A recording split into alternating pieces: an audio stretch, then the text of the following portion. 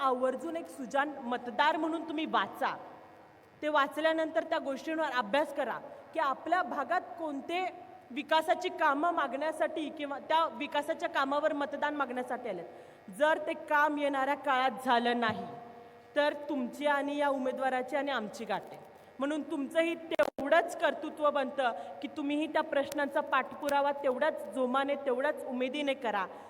एक टप्प्याटप्प्याने नक्कीच येणाऱ्या काळात आम्ही टप्प्याटप्प्याने काम करू आणि या काम करण्यासाठी मत याचसाठी मागते की आम्हाला सर्वांना काम करण्याची संधी तुम्ही द्या. या गोष्टीसाठी मी आपली एक लेख म्हणून आपल्यासमोर मत मागत आहे. तर येणाऱ्या 7 तारखेला तुम्ही आवर्जून मतदान करा आणि 100% आपल्या आपल्या भागातील मतदान कशा प्रकारे पूर्ण होईल याची शाश्वती सगळ्यांनी घ्या. म्हणजे आता माझा भाऊ राहतो पुण्याला, माझं लेक राहतो मुंबईला, तरी त्याला फोन करून आवर्जून सांगा की बाबा मतदान करायला ये. मतदान हा आपला हक्क आहे, संविधानिक हक्क आहे. म्हणून 100% मतदान कसं होईल याकडे लक्ष द्या आणि तुम्ही नक्कीच सेवारूपी आम्हाला मतदान करा, आशीर्वाद रूपी येणाऱ्या 7 तारखेला मतदान करा आणि मग 9 तारखेला भेटू आपण सर्वजण जल्लोष करायला. एवढंच बोलते आणि थांबते. जय हिंद, जय महाराष्ट्र. झगडत होतो ते 21 TMC पाणी आपल्या तालुक्याला मिळावं, आपल्या जिल्ह्याला मिळावं यासाठी एकनाथभाई शिंदे साहेब असतील, देवेंद्रजी फडणवीस साहेब असतील आणि कैलासवासी अजितदादा पवार साहेब असतील, या तिन्ही नेते मंडळीच्या माध्यमातून 2022ला जेव्हा महायुतीचं सरकार आलं त्यावेळेस त्यांनी पहिल्याच बैठकीमध्ये निर्णय घेतला की आपल्या मराठवाड्याचं हक्काचं पाणी आपल्याला मिळावं यासाठी त्यांनी अध्यादेश जाहीर केला आणि त्याचं काम प्रगतीपथावरती आहे. आणि इतके वर्ष आपण ज्या पाण्याच्या प्रतीक्षेत होतो ते पाणी आपल्याला लवकरात लवकर आपल्या जिल्ह्याला आणि आपल्या तालुक्याला मिळणार आहे. हा खूप मोठा प्रश्न होता, पण हे सर्व महायुतीच्या माध्यमातून इथं होत आहे. जर का आपण बघितलं चौगुले सरांच्या माध्यमातून त्यांच्या आमदारकीच्या कारकिर्दीमध्ये ऐतिहासिक असा निधी या तालुक्यामध्ये आला आणि विकास कामं जोमानं चालू होती. पण जर आपण बघितलं गेल्या 1 वर्षापासून या तालुक्याला साधा 1 रुपयाचा निधी मिळाला नाही आणि कुठंतरी चौगुले सरांच्या माध्यमातून जी कामं मंजूर झाली होती त्याच कामांचं पुन्हा पुन्हा उद्घाटन करण्याचं सत्र या विरोधकांनी चालू केलेलं आहे. या विरोधकांचं जर बोलायचं गेलं तर विरोधकांकडं या निवडणुकीच्या पार्श्वभूमीवर बोलण्यासाठी काही नाही. कारण की आत्तापर्यंत त्यांच्या निवडून आल्यापासनं त्यांच्याकडे बोलण्यासाठी काही नाही. त्यांनी आतापर्यंत काय काम केलंय हे लोकांना सांगण्यासाठी त्यांच्याकडे काय नाही. म्हणून कुठेतरी भावनिक आव्हान करून कुठेतरी भूलथापा मारून आपल्याला सर्वांना गुमराह करण्याचा ते प्रयत्न करत आहेत. म्हणून अशा भूलथापांना आपण बळी पडू नका. कारण की ही जिल्हा परिषद आणि पंचायत समिती निवडणूक अतिशय महत्वाची निवडणूक आहे, आपल्या जिव्हाळ्याची निवडणूक आहे. या निवडणुकीच्या माध्यमातून जिल्हा परिषद आणि पंचायत समितीच्या माध्यमातून आपण ग्रामीण भागातील सर्वसामान्य नागरिकांपर्यंत वेगवेगळ्या योजना त्यांच्या घरापर्यंत पोहोचू शकतो. वेगवेगळ्या योजनांचा लाभ आपण त्यांना पोहोचू शकतो. अशा पद्धतीची ही निवडणूक आहे. आता आपण बघितलं शेत रस्त्याचे प्रश्न मोठ्या प्रमाणावरती आहेत. शेत रस्त्याच्या प्रश्नांबद्दल बोलत असताना शौकतजी पटेल साहेबांनी सांगितलं की आपल्या महायुतीच्या नेत्यांच्या माध्यमातून शरद पाटील फाउंडेशनच्या माध्यमातून असेल, चौगुले सरांच्या माध्यमातून असेल, दाजींच्या माध्यमातून असेल, रवी सरांच्या माध्यमातून असेल, प्रत्येक ठिकाणी आपण शेत रस्ते करून घेण्याचं आपण काम सुरू केलं. पण नक्कीच याला कुठेतरी जिल्हा परिषद आणि पंचायत समितीचं सहकार्य आपल्याला महत्त्वाचं आहे. म्हणून आपल्याला सर्वांना विनंती करतो, हे सर्व प्रश्न सोडवण्यासाठी आपले हक्काचे उमेदवार तिथं असणं गरजेचं आहे.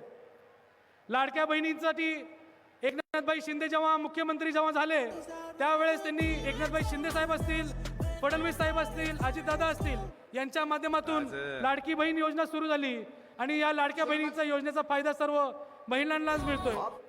पण याच्या पुढे जाऊन जिल्हा परिषद आणि पंचायत समितीच्या माध्यमातून आपल्याला जे पगारीपासून वंचित लाभार्थी असतील, विधवा महिला असतील, अपंग व्यक्ती असतील, त्यानंतर वयोवृद्ध माणसं असतील, यांच्या देखील पगारी आपण मोठ्या प्रमाणावरती सुरू करून त्यांना देखील तिथं त्या गोष्टीचा आपण लाभ देऊ शकतो. मित्रांनो, आज आपण बघितलं ग्रामीण भागाची परिस्थिती, घरकुलांचे प्रश्न मोठ्या प्रमाणावरती आहेत आणि घरकुलाचे प्रश्न देखील आपल्याला मोठ्या प्रमाणावरती सोडवायचे असतील, आपले हक्काचे माणसं तिथं असणं गरजेचं आहे. ग्रामीण भागाची आरोग्य सेवा सुधारायची आहे. त्यानंतर ग्रामीण भागातील दळणवळणाचे रस्ते जे असतील, ग्रामीण भागातील अंतर्गत रस्ते जे असतील, ग्रामीण भागात पाणी पुरवठ्याचे प्रश्न असतील, हे सर्व सोडवण्यासाठी आपल्याला हक्काचे माणसं जिल्हा परिषद आणि पंचायत समितीमध्ये असणं गरजेचं आहे. म्हणून तुम्हाला सर्वांना विनंती करतो, वेळ फार कमी राहिलेला आहे. येत्या 7 तारखेपर्यंत आपण दिवसाची रात्र करून आपल्या सर्व उमेदवारांचा प्रचार घराघरापर्यंत पोहोचवावा.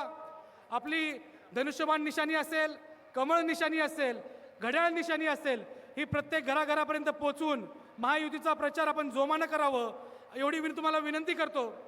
कारण की हे निवडून आल्यानंतर आपल्याला जे मोठे प्रश्न असतील, अडचणीचे प्रश्न असतील, ते सोडवण्यासाठी आपल्या पाठीमागं जे हात असणार आहेत, आपले पालकमंत्री प्रतापजी सरनाईक साहेब असतील, मुख्यमंत्री देवेंद्रजी फडणवीस साहेब असतील, उपमुख्यमंत्री एकनाथभाई शिंदे साहेब असतील, यांच्या माध्यमातून देखील आपण जे मोठमोठे अडचणीचे प्रश्न देखील आहेत ते मोठ्या प्रमाणावरती सोडू शकतो. याचं उदाहरण म्हणून मी सांगतो, उमरगा शहरामध्ये देखील एक मोठा अडचणीचा विषय होता. मुस्लिम समाजाचा कब्रिस्तानाचा विषय होता. तिथं जागा उपलब्ध होत नव्हती. त्या शहरामध्ये प्रत्येक जाती धर्मातील लोकांच्या स्मशानभूमीचा जो विषय होता, चौगुले सरांच्या माध्यमातून त्यांनी सोडून घेतला होता. पण मुस्लिम समाज असेल, मसनजोगी समाज असेल, बुरबुरे समाज असेल, या 3 समाजाचे जागा स्मशानभूमीचा जो विषय होता त्यासाठी जागा उपलब्ध होत नव्हती. पण आम्ही पालकमंत्री महोदयांना बोलल्यानंतर त्यांनी लगेचच हा प्रश्न आम्ही तात्काळ सोडू हे आश्वासित आम्हाला केलं. म्हणून आपल्या सर्वांना विनंती करतो की सर्व कामं करण्याची माणसं, नेते मंडळी, आपलं ऐकून घेणारी नेते मंडळी, जे आपले अडीअडचणीचे विषय आहेत ते सोडवण्यासाठी सातत्यानं तत्पर असणारी नेते मंडळी आपल्या सोबत आहेत. म्हणून आपण काही काळजी करायची गरज नाही. आपण सर्वांनी आपल्या महायुतीच्या सर्व उमेदवारांचा चांगल्या प्रचार करावा, त्यांना भरघोस मतांनी निवडून द्यावं. आणि तुम्हाला विश्वास देतो, या प्रत्येक मतदारसंघामध्ये जे महायुतीचे जे उमेदवार आहेत ते चांगले उमेदवार आहेत. आत्तापर्यंत त्यांनी त्यांच्या कामामधून या समाजामध्ये स्वतःला सिद्ध केलं आहे. आणि असे नवतरुण उमेदवार आपण या जिल्हा परिषद आणि पंचायत समितीमध्ये या सर्व नेते मंडळींनी आपल्याला दिलेले आहेत. यांच्या पाठीमागे आपण खंबीरपणे उभं राहावं. आणि येत्या 7 तारखेला सर्व जनतेला देखील आवाहन करतो की आपण सर्वांनी धनुष्यबाण, कमळ आणि घड्याळ या निशाणीसमोरील बटन दाबून सर्वांना भरघोस मतांनी विजयी करावं आणि आपल्याला आपली सेवा करण्याची त्यांना संधी द्यावी, एवढी विनंती करून मी माझी जागा घेतो. जय हिंद, जय महाराष्ट्र. जनतेच्या मनातील आमदार, शिवसेनेचे उपनेते, उमरगा लोहारा तालुक्याचे माजी आमदार ज्ञानराज चौगुले साहेब यांना मी विनंती करतो की आजच्या कार्यक्रमाचा आपण या ठिकाणी प्रास्ताविक करावं. जसं ग्रंथातून आणि पुस्तकातून आयुष्याचं सार कळतं, तसं कार्यक्रमाचं प्रास्ताविकाचा उद्देश प्रास्ताविकातून कळतो. एकदा जोरदार टाळी सन्माननीय ज्ञानराज चौगुले साहेबांसाठी. हात वरती प्रत्येकाचे.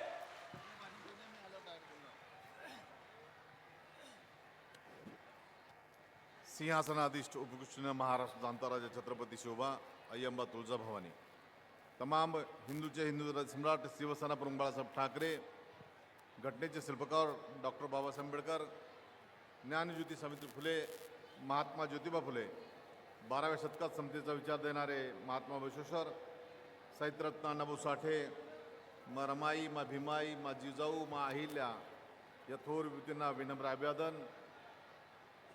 होऊ घातलेल्या जिल्हा परिषद आणि पंचायत समितीच्या निवडणुकीच्या संदर्भात आयोजित केलेल्या या जाहीर सभेला थोड्याच वेळात उपस्थित राहून आपणाला सगळ्यांना मार्गदर्शन करण्यासाठी येत असलेले या महाराष्ट्र राज्याचे उपमुख्यमंत्री व शिवसेनेचे पक्षप्रमुख माननीय एकनाथजी शिंदे साहेब, त्याचबरोबर त्यांच्या समवेत असलेले या जिल्ह्याचे पालकमंत्री सन्माननीय प्रतापजी सरनाईक साहेब, संपर्क प्रमुख सन्माननीय राजनजी साळवी साहेब, ज्यांचं आपणाला मार्गदर्शन ऐकायचं आहे ते मराठवाड्याचे शब्दप्रभू या जिल्ह्याचे माजी खासदार, माझे राजकीय गुरु रवींद्रजी गायकवाड सर, ज्यांचं विवेचन आपण आत्ता ऐकलं ते राष्ट्रीय काँग्रेसचे प्रदेश उपाध्यक्ष सन्माननीय सुरेशदाजी बिराजदार, शिवसेनेचे नेते सन्माननीय जितेंद्रदादा शिंदे, या जिल्ह्याचे शिवसेनेचे सहसंपर्क प्रमुख सन्माननीय भगवानजी देवकते साहेब, उमरगा नगरपालिकेचे नगर अध्यक्ष किरणजी गायकवाड, लोहारा नगरपंचायतच्या नगराध्यक्ष आमच्या भगिनी वैशाली खराडे, या जिल्ह्याचे शिवसेनेचे जिल्हाप्रमुख सन्मान्य मोहनजी पनुरे, सूरजजी साळुंगे, अजितजी पिंगळे, नितीनजी लांडगे, ज्यांचं मार्गदर्शन आपण ऐकलं ते सन्मान्य आमचे मित्र योगेशजी केदार, प्रवक्ते शिवसेना, या निवडणुकीचे प्रभारी म्हणून उपस्थित असलेले सन्मान्य शिवाजी शेंडगे, उमरगा तालुक्याचे तालुका प्रमुख बळीमामा सुरवसे, लोहारा तालुक्याचे तालुका प्रमुख पाटील, राष्ट्रवादीचे तालुका प्रमुख आमचे मित्र सुनील साळुंके, उपनगर अध्यक्ष अमितजी सुंबेकर, माझे गुरु प्राध्यापक शौकत पटेल सर, शाहराजजी माने, विचारपीठावर उपस्थित असलेले सर्व सन्मान्य विचारपीठाच्या उपस्थित असलेले सर्व उमरगा आणि लोहारा तालुक्यातील सुजान मतदार बांधवांनो, भगिनींनो, थोड्याच वेळात या ठिकाणी शिंदे साहेबांचं आगमन होईल, ते आपणाला मार्गदर्शन करण्यात, तेव्हा त्यांच्या येण्याआधी मीही या तालुक्याचा माजी आमदार म्हणून आपल्याशी हितगुज करावा, होऊ घातलेल्या निवडणुकीच्या संदर्भात आपणाला विनंती करावी, यासाठी मी उभा आहे. होऊ घातलेल्या या जिल्हा परिषद आणि पंचायत समितीच्या निवडणुकीत येत्या 7 तारखेला आपणाला धनुष्यबाण, कमळ, घड्याळ या चित्रापुढील बटन दाबून हे महायुतीचे या उमरगा आणि लोहारा तालुक्यातील जिल्हा परिषद व पंचायत समितीचे सर्वच्या सर्व उमेदवार आपण विजयी करावे, ही विनंती मी तुम्हाला करतोय. हे उमेदवार देत असताना या जिल्ह्याचे माजी मंत्री बसवराजजी पाटील साहेब असतील, रवींद्रजी सर असतील, गायकवाड सर असतील, सुरेशदाजी बिराजदार असतील, या नेते मंडळीच्या माध्यमातून सुशिक्षित, सुसंस्कारित, सर्वसामान्य माणसाच्या प्रश्नाची जाण असलेले उमेदवार असावेत, जेणेकरून भविष्य काळात या भागातल्या काही समस्या असतील तर त्या पटलावर नेऊन मांडणं, त्या योजना सर्वसामान्य शेवटच्या घटकापर्यंत आणून देणं, यासाठी कार्यतत्पर असणारी मंडळी असावी, म्हणून या सर्व उमेदवारांना ही उमेदवारी देण्यात आलेली आहे. आपणही या उमेदवाराला येत्या 7 तारखेला मतदान करून आपली सेवा करण्याची संधी उपलब्ध करून द्यावी, ही विनंती मी तुम्हाला करतोय. आपण बघतोय महाराष्ट्र शासनाच्या ज्या योजना तयार होतात त्या आमदाराच्या माध्यमातून आपल्या आपल्या मतदारसंघात पोहोचवण्याचं काम ते करण्याचा प्रयत्न करत असतात. आणि दुसरं बघितलं का बाजूनं तर जिल्हा परिषद हे मिनी विधानसभा म्हणून काम करत असते, पंचायत समिती तालुका स्तरावरची समिती काम करत असते आणि आपली ग्रामपंचायत गाव लेवलला काम करत असते.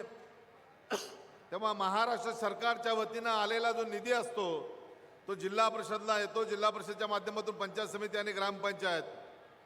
तर आपल्या सत्तास्थानी असलेल्या केंद्रात आणि राज्यात जी सत्ता आहे त्या सत्तेची माणसंही या ठिकाणी निवडून आली नाहीत, म्हणून त्या माणसाला आपण जेव्हा विचारतो, लोकप्रतिनिधीला जेव्हा विचारतो तेव्हा त्यांच्याकडून एक उत्तर आपसूक येतं, अहो आम्ही प्रयत्न करतो पण काय करावं, आमची सत्ता नाही म्हणून काही कामं होत नाहीत, असं ते वारंवार सांगतात.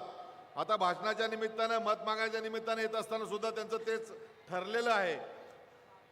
तर मला मतदारांना एक विचारायचं आहे, जर ज्यांच्या हातात सत्ता नाही, काही करू शकत नाहीत, विकासापासून आपल्याला दूर ठेवत असतील, तर पुन्हा अशाच मंडळीच्या माणसामागे आपण पाठीमागे उभं राहून त्यांना जर निवडून दिलं, त्यांच्या विचाराची माणसं निवडून दिलं, तर पुन्हा आपणाला या विकासापासून दूर राहण्याची वेळ निर्माण होणार आहे. तेव्हा आपण ती चूक करू नका, ही विनंती करण्यासाठी मी तुमच्या पुढे उभा आहे. झालेल्या चुकीचा पश्चाताप काही मंडळीला आहे, काही मंडळीला मला वारंवार भेटल्यानंतर सांगत असतात, साहेब काही आमच्याकडून चूक झाली, आपण आमदार झाला असता तर बऱ्याचशा प्रमाणात मोठा विकास निधी झाला असता, प्राप्त झाला असता, कामं झाली असती. मी सांगू इच्छितो, या जिल्हा परिषदच्या एकंदरीत जेवळी भागाच्या परिसराच्या एकंदरीत विकासाचा जर आपण आलेख काढला, मी असलेल्या माझ्या कालखंडात जवळजवळ 12 कोटी रुपयाचा निधी या भागातल्या विकासासाठी आपण दिला होता का जिल्हा परिषदच्या माध्यमातून. इथं बघितलं तर इथल्या असलेले रस्त्याचे प्रश्न असतील, सिंचनाचे प्रश्न असतील, डीपी लाईटचा मोठ्या प्रमाणातला प्रश्न असेल, शेत रस्त्याचा प्रश्न तर सातत्यानं आपणाला भेडसावत असतोय. आणि मी घोषणा केली होती, मी जर या तालुक्याचा लोकप्रतिनिधी झालो तर भविष्यकाळात एकच काम करेन की आमच्या शेतकऱ्यांसाठी पिकवलेला माल विहित वेळेत आपल्या घरता आणायला पाहिजे. आडतीला न्यायचं असतं तर आडतीला बाजारपेठेत नेता यावं. आणि त्यासाठी जर काय लागत असेल तर आपल्या शेतीला जाणारे रस्ते आपणाला हवे असतात. ते रस्ते सुस्थितीत नाहीत. तर आपला पुढचा प्लॅन हा रस्ते तयार करण्याचा असेल हे आम्ही सांगितलं होतं. पण काही या निवडणुकीच्या संदर्भात जनमताचा आदर आपणाला स्वीकारावा लागतो. मी जरी पडलो असलो तरी मी ज्यांच्या हाताखाली राजकारणाचे धडे गेले ते माझे राजकीय गुरु रवींद्र गायकवाड सरांनी मला चांगलं सांगितलंय, पडलं तरी रडत बसायचं राहत नाही. लढण्याच्या प्रवृत्तीचे माणसं आहोत आपण. शिवसेनेचे पाईक आहोत. 80% समाजकारण, 20% राजकारण करणारी मंडळी आहोत. राजकारण तेही निवडणुका जेव्हा लागतात तेवढ्याच फटापुरता आपण राजकारण करतो. बाकी वेळेस आपण समाजकारण मंडळी माणसं आहोत. तेव्हा आपला घेतलेला बघा सातत्यानं चालू ठेवायचं आहे. म्हणून आजही आमच्या कार्यालयाच्या माध्यमातून 92,000 लोकांनी आम्हाला मतदान दिलं. त्यांचं उत्तरदायित्व आपल्याकडे आहे. जनतेची सेवा करणं आपलं काम आहे.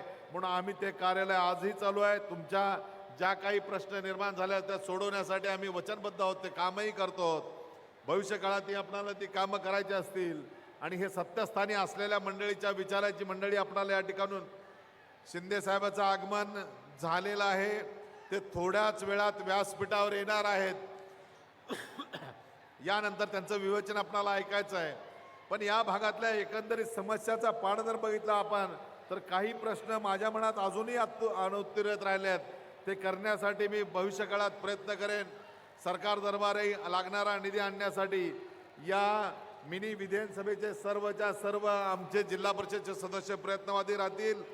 आपण ज्या भागात राहतो त्या भागात छोटं पंढरपूर म्हणून आपण ज्याला संबोधतो त्या माकणी या ठिकाणी निम्न तेरणा प्रकल्प आहे. त्या ठिकाणी पर्यटन केंद्र एक विकसित करण्याचं स्वप्न या सरकारच्या माध्यमातून आपण भविष्यकाळात पूर्ण करू. जेणेकरून आपणाला सुट्टीच्या कालखंडात विरंगुळा म्हणून फिरायला कुठं जायची वेळ आली तर आपल्याला तसं पर्यटन स्थळ नाही. त्या ठिकाणी असलेल्या मंदिराच्या माध्यमातून तिथलाही मंदिराचा विकास होत आहे. तेव्हा आपणालाही भविष्यकाळात त्या ठिकाणी आपणाला जाता यावं येता यावं त्यासाठी ते करू.